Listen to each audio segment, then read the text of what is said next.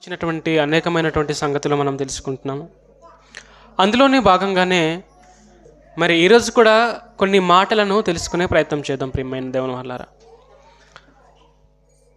దేవుని వారలారా, ఈరోజు క్రీస్తు సంఘములో, దేవుని సంఘములో ఉన్నటువంటి మనమందరం కూడా చాలా చాలా చాలా గొప్పవారము, చాలా అదృష్టవంతులమని కూడా చెప్పుకోవాలి. ఎందుకంటే ఇప్పుడు మనకు తెలియదండి, మనం బ్రతికున్నంత వరకు మనం ఎంత గొప్పవారమో, మనం ఎంత అదృష్టవంతులమో, క్రీస్తును నమ్మి దేవుని వాక్యాన్ని వింటూ బ్రతుకుతున్న మనము దేవుని దృష్టిలో ఎంత గొప్పవారమో మనకిప్పుడు తెలియదండి. మనం మరణించిన మరుక్షణమే మనం ఎంత గొప్పవారమో, ఎంత అదృష్టవంతులం అనేది మనకు అర్థమవుతుంది. ప్రియమైన దేవుని వారలారా, దేవుని సంఘంలో ఉన్నటువంటి మనము దేవుని చేత, యేసుక్రీస్తు వారి చేత తన రక్తాన్ని అర్పించి, తన ప్రాణాన్ని అర్పించి మనలను కొని, మనల్ని తనలోనికి, తన సొంత వారినిగా మనల్ని మార్చుకున్నాడండి. మనలను మార్చుకున్న తర్వాత మనలను పరిశుద్ధులనుగా చేసి, మనం ఎంత పాపము చేసినా, ఎంత పాపంలో ఉన్నా, ఎన్ని పాపాలు చేస్తూ ఉన్నా, యేసుక్రీస్తు వారు తన రక్తము చేత మనలను ప్రతిరోజు కడుగుతూనే ఉన్నాడండి. అది కేవలం క్రీస్తును నమ్మిన క్రైస్తవునికి మాత్రమే. ప్రియమైన వాళ్ళారా, ఆ అదృష్టం కేవలం మనకు మాత్రమే దక్కింది. ప్రియమైన వాళ్ళారా, అంటే మనం ఈ భూలోకంలో ఉన్నటువంటి ప్రతి మనిషి పాపం చేస్తున్నాడు. తను పాపాలు చేసినటువంటి ప్రతి పాపం కూడా అలానే ఉంటుంది. కానీ యేసుక్రీస్తును నమ్మి ఆయన నామంలోనికి బాప్తిస్మం తీసుకున్నటువంటి ఎవరైతే క్రైస్తవులు ఉన్నారో వారి పాపాలు రోజు రోజుకి కడగబడుతూనే ఉంటాయి. ప్రియమైన దేవుని వాళ్ళారా, అంటే ఒక్కసారి ఆలోచించండి, మనం ఎంత అదృష్టవంతులమో. అంటే ఒక్కసారి మనం కళ్ళు మూసి మరణించిన తర్వాత మన పాపాలు నిజంగా దేవునికి మనం ఇష్టపడి ఇష్టలుగా ఉండి దేవుని కోసం బ్రతకగలిగితే, మనం మరణించిన మరుక్షణమే ఒక లాజరులా పరదేశి వెళతాం. ఒకవేళ దేవునికి లోబడకుండా ఈ లోకానుసారమైనటువంటి జీవితాన్ని మనం కొనసాగిస్తే ధనవంతుడిలాగా మనం పాతాళానికి దిగజారిపోవలసి ఉంటుంది. ప్రియమైన దేవుని వారలారా, అంటే ఒక్కసారి ఆలోచించండి. ఒక ధనవంతుని గురించి ఒకసారి ఆలోచించినట్లయితే, లేదా ఒక లాజరు గురించి ఆలోచిస్తే నిజమైనటువంటి మరణం తర్వాత మన భవిష్యత్తు ఎలా ఉంటుందో దేవుడు చెప్తున్నాడండి. వారిని మనకు మాదిరిగా చూపించాడు.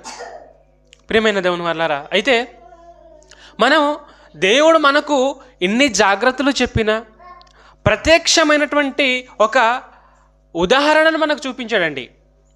మరణించిన తర్వాత ఏం జరుగుతుందో అనేది ఈ భూమి మీద ఏ మనిషికి తెలియదు, ఎవ్వరికి తెలియదు, ఎవ్వరు చెప్పరు. నువ్వు ఎన్ని చదువులు చదివినా, ఎన్ని డిగ్రీలు చేసినా, ఎన్ని పిహెచ్డీలు చేసినా, నువ్వు ఎన్ని డాక్టరేట్లు సంపాదించినా, మరణించిన తర్వాత సంగతులను గూర్చి ఈ భూప్రపంచంలో ఎవ్వరు చెప్పరండి. కానీ మన తండ్రి అయినటువంటి దేవుడు యేసుక్రీస్తు వారి చేత మనకు అనేకమైనటువంటి తన సంగతులను, తన రహస్యాలను మనకు బైబిల్ రూపంలో మనకు అందించాడండి. దానిని క్రైస్తవులను చదువుకోమన్నాడు. ఎన్ని గొప్ప విషయాలు చెప్పాడంటే, మరణించిన తర్వాత మన పరిస్థితి ఎలా ఉంటుంది, మనం ఒకవేళ దేవుని కోసం బ్రతికితే ఎలా ఉంటుంది, దేవుని కోసం బ్రతకకపోతే ఎలా ఉంటుందని ధనవంతుని చూపించాడు. దేవుని కోసం బ్రతికితే ఎలా ఉంటుందో ఒక లాజరును మనకు ఒక ఉదాహరణగా చూపించి చెప్పాడండి. అంటే మనకన్నా కొన్ని వేల సంవత్సరాలు, లక్షల సంవత్సరాల ముందు చనిపోయిన వారి సంగతి మనకు చెప్పాడండి. అర్థమైందండి?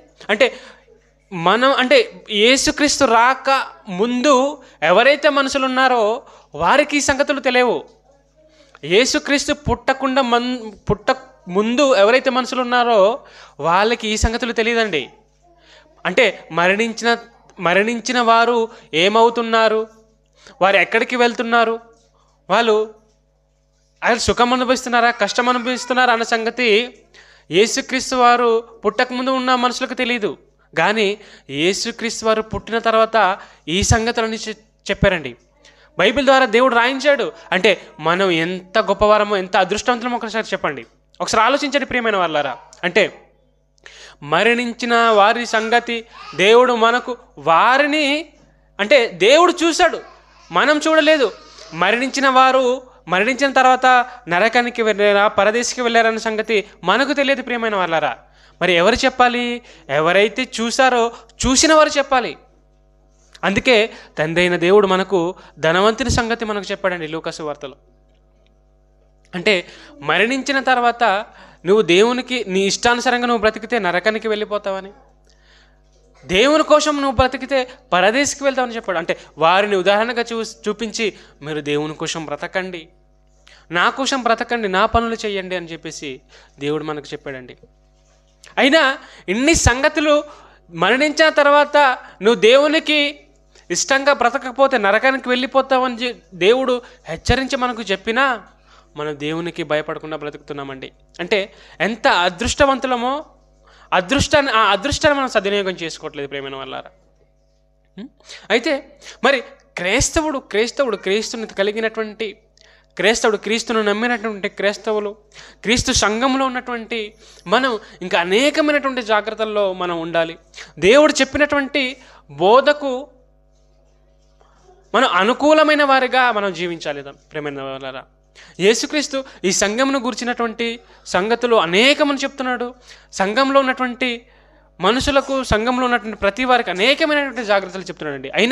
అయినప్పటికీ కూడా ఎన్నో జాగ్రత్తలు, ఎన్నో ఉదాహరణలు, అనేకమైన విషయాలు నేటి క్రైస్తవునికి దేవుడు చెప్పినప్పటికీ కూడా నేటి క్రైస్తవంలో ఉన్నటువంటి ఎవరైతే మన సహోదరులు ఉన్నారో అందరూ కూడా మరి బైబిల్ మీద సరిగా పట్టు లేక, బైబిల్ని సరిగా చదవక మరి అనేకమైనటువంటి తప్పుడు త్రోవలకు దిగజారిపోతున్న ప్రియమైన వాళ్ళారా. ఒకసారి ఒక్కొక్కటిగా మనం చూసుకుంటూ ముందుకు వెళ్దాం ప్రియమైన వాళ్ళారా. ఆ జాగ్రత్తలు ఏంటో ఒకసారి చదువుదాం. నేటి సంఘాలలో మన క్రీస్తు సంఘములో ఉన్నటువంటి అనేకమైనటువంటి కొన్ని సంగతులను మనకు దేవుడు వ్రాయించాడు. అటువంటి సంఘాలుగా మనం ఉండకూడదు అని దేవుడు అనేకమైన మాటలు మనకు వ్రాయించాడు. వాటిలో కొన్ని మాటలు మనం చూసుకుందాం ప్రియమైన వాళ్ళారా. తిమోతికి రాసినటువంటి మొదటి పత్రిక 6వ అధ్యాయము 3వ వచనం నుంచి ఒకసారి చదువుదాం ప్రియులారా. తిమోతిలకు రాసినటువంటి మొదటి పత్రిక 6వ అధ్యాయము 3వ వచనం నుంచి 5వ వచనం వరకు చదువుదాం ప్రియులారా.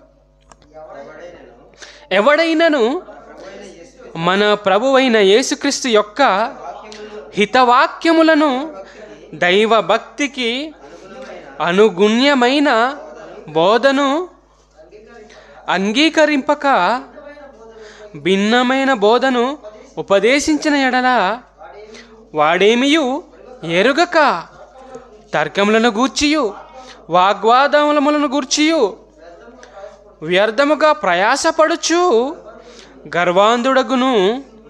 వీటి మూలముగా అసూయ, కలహము, దూషణలు, దురానుమానములు, చెడిపోయిన మనసు కలిగి సత్యహీనులై దైవభక్తి లాభ సాధనమనుకొను మనుషుల వ్యర్థ వివాదములను కలుగుచున్నవి. చాలండి ప్రియమైన దేవుని వారిలో ఒకసారి జాగ్రత్త చదువుతున్న వినండి ప్రియులారా. ఎవడైనను మన ప్రభువైన యేసుక్రీస్తు యొక్క హితవాక్యములను అంటున్నాడండి. అంటే నేడు క్రీస్తు సంఘంలో క్రీస్తుని తెలుసుకున్నటువంటి ఎవరైతే మన సహోదరులు ఉన్నారో, మన సంఘస్థులు కానివచ్చు, క్రీస్తుని తెలుసుకున్న ప్రతి ఒక్కరు ఎవరైతే అంగీకరించిన ఉన్నారో వారిలో కొంతమంది ఏమంటున్నారు చూడండి. ఎవడైనను క్రీస్తు సంఘంలో ఉన్నటువంటి వ్యక్తులు ఎవడైనను మన ప్రభువైన యేసుక్రీస్తు యొక్క హితవాక్యములను దైవభక్తి అనుగుణ్యమైన బోధన అంగీకరింపక భిన్నమైన బోధన ఉపదేశించిన ఎడలా అంటున్నాడండి. అంటే హితవాక్యము ఎవడైనను మన ప్రభువైన యేసుక్రీస్తు యొక్క హితవాక్యము, యేసుక్రీస్తు యొక్క నిజమైన వాక్యము, యేసుక్రీస్తు చెప్పినటువంటి ఆరోగ్యకరమైన వాక్యం అంటున్నాడు. చూడండి హితవాక్యములు అక్కడ పుట్టినట్లో ఏమైనా ఉందండి కిందన ఆరోగ్యకరమైన వాక్యములను. అంటే యేసుక్రీస్తు చెప్పినటువంటి ఏదైతే నిజమైన అటువంటి వాక్యం ఏదైతే ఉందో ఆ వాక్యం ఏంటంటదంట ఆరోగ్యకరమైనది. ఆరోగ్య